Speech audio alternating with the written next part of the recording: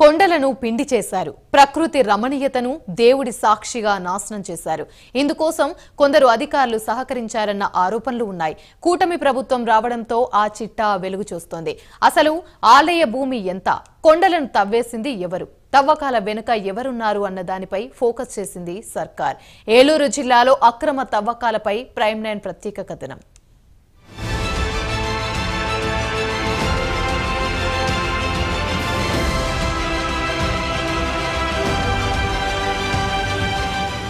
గత ప్రభుత్వ హయాంలో డిప్యూటీ సీఎం చెప్పినట్టు దేవాదాయ ధర్మాదాయ శాఖ భూమి లక్ష్మీ నరసింహస్వామి టెంపుల్కి సంబంధించిన భూమిని అక్రమ కుంభకోణానికి పాల్పడి సహజ వనరులు ఏదైతే ఉన్నాయో, భూమి ఖనిజాలు ఏదైతే ఉన్నాయో వాటిని అడ్డగోలుగా దోచుకున్నారని చెప్పే ప్రక్రియ ఏదైతే ఉందో ఆ భూమి దగ్గర, ఆ కొండ దగ్గర ఇప్పుడు మనం ఉన్నాము. దీంట్లో నిజం ఎంత ఉంది? దీంట్లో గత ప్రభుత్వంలో పనిచేసిన అధికారుల పాత్ర ఎంత ఉంది?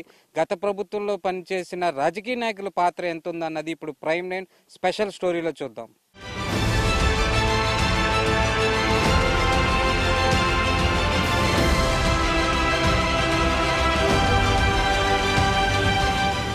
ఏలూరు జిల్లాలో అక్రమార్కులు రెచ్చిపోతున్నారు. ఏకంగా దేవుడి కొండనే దోచుకున్నారు. ఇష్టమొచ్చినట్లు తవ్వకాలు చేసి సహజ సంపదను నాశనం చేశారు. ద్వారకా తిరుమల మండలం ఐఎస్ జగన్నాథపురంలోని నరసింహస్వామి క్షేత్రం చుట్టూ పచ్చని చెట్లు, ఎత్తైన కొండలున్నాయి. అక్కడ లక్ష్మీ నరసింహస్వామి స్వయంభూగా వెలిశారు. గ్రీన్ఫీల్డ్ హైవే పేరుతో త్రవ్వకాలు జరపడంపై తీవ్ర విమర్శలొస్తున్నాయి.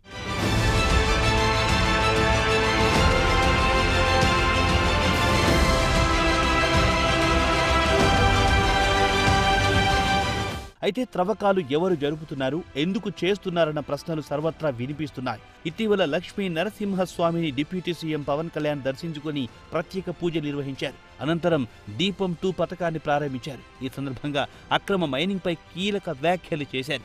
త్రవ్వకాలపై సమగ్ర విచారణ చేసి నివేదిక ఇవ్వాలని అధికారులను ఆదేశించారు. అనంతరం కొండలను పరిశీలించారు. డిప్యూటీ సీఎం ఆదేశాలతో సర్వే ప్రక్రియ వేగవంతం చేశారు అధికారులు.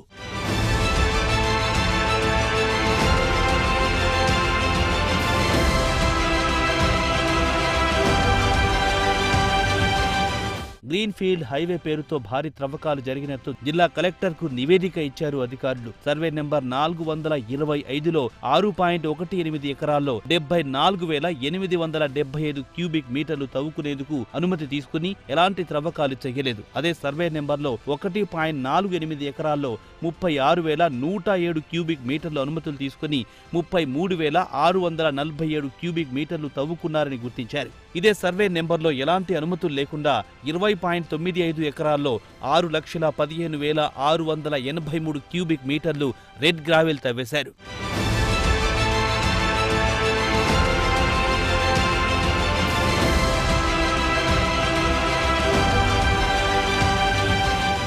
నిబంధనలకు విరుద్ధంగా అనుమతులు ఒకచోట తీసుకుని మరోచోట త్రవ్వకాలు చేసినట్లు అధికారులు గుర్తించారు. వేరే ప్రాంతంలో ఎర్రమట్టిని తవ్వి అనుమతులు తీసుకున్న ప్రాంతంలోనే త్రవ్వకాలు చేశామని తప్పుడు లెక్కలు చూపించారు. ఈ క్రమంలోనే బెకేమ్ ఇన్ఫ్రా సంస్థకు నోటీసులు ఇస్తామన్నారు జిల్లా కలెక్టర్. వ్యవహారంలో సంబంధం ఉన్న రెవెన్యూ అధికారులకు నోటీసులు ఇస్తామని స్పష్టం చేశారు. ఈ యొక్క కొండ అంతా కూడా సర్వే చేసి ఇదంతా కూడా మైనింగ్ జరిగిందని గుర్తించారు.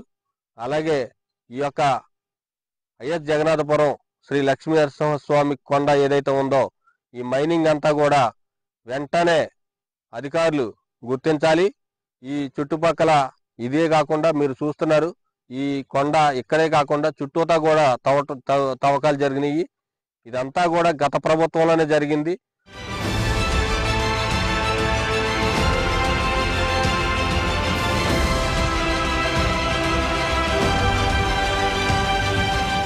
మరోవైపు జగన్నాథపురంలో అక్రమ మైనింగ్ పై లెక్కలు తేలుతున్నాయి. ఇదే ప్రాంతంలో పేదలకు భూపట్టాలు ఇవ్వడంతో ఆలయానికి ఇచ్చిన 50 ఎకరాలు వివాదంగా మారింది. ఆలయ భూమిని దేవాలయానికి అందిస్తామన్నారు పవన్. దీనిపై స్థానిక సర్పంచ్ స్పందించారు. 1997లో అప్పటి ప్రభుత్వం పేదలకు భూపట్టాలిచ్చిందన్నారు. ఆ తర్వాత 2009లో అప్పటి ఎమ్మెల్యే వట్టి వసంత్ దేవాలయ అభివృద్ధి కోసం 50 ఎకరాల భూమిని పక్కన పెట్టేశారన్నారు. మిగిలిన భూమిని పేదలకిచ్చామని, వారి అనుమతితోనే మైనింగ్ జరిపారన్నారు.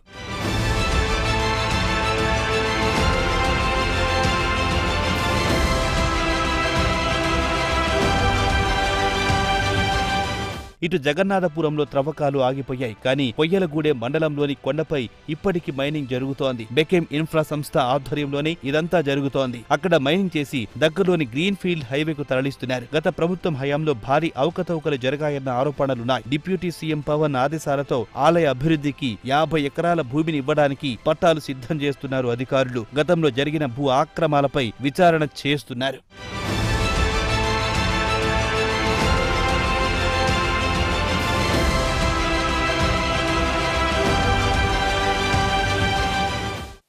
మొత్తానికి గ్రామస్తులందరూ కూడా ఆవేదన చెందుతున్నారు. పవన్ కళ్యాణ్ ఇచ్చిన ఆదేశాల మేరకు ఎవరైతే రెవెన్యూ అధికారులు, మైనింగ్ అధికారులు, అదేవిధంగా అటవీ శాఖ అధికారులు కూడా వెంటనే 3 డిపార్ట్మెంట్లు ఏకకాలంలో కూడా ఇక్కడికి వచ్చి సర్వే చేయడం అయితే కూడా జరిగింది. ఈ కొండ చుట్టూరు కూడా బౌండరీ లైన్స్ కింద ఎర్ర ఫ్లాగ్లన్నింటినీ కూడా పెట్టి ఎంతవరకు దీన్ని తవ్వారు, అంటే పరిధి లోపు తవ్వారా, పరిధి పైకి తవ్వారా అన్న నివేదికను కూడా త్వరలో ఒక వారం రోజుల లోపు కలెక్టర్కి అందజేస్తామని చెప్తున్నారు. అదేవిధంగా కలెక్టర్ పవన్ కళ్యాణ్ పేషీకి పంపించిన తర్వాత ఎవరైతే ఈ భూ బకాసులు ఎవరైతే ఉన్నారో, ఎవరైతే అవినీతికి పాల్పడ్డారో వాళ్ళ మీద చర్యలు తప్పకుండా ఉంటాయని చెప్పినని ఇక్కడ గ్రామస్తులు ఆశాభావం వ్యక్తం చేస్తున్నారు. ఇది ఇక్కడ ఉన్న పరిస్థితి. కెమెరా పర్సన్ నరేందర్తో భానుప్రసాద్, ప్రైమ్ 9 IS జగన్నాథపురం నుంచి.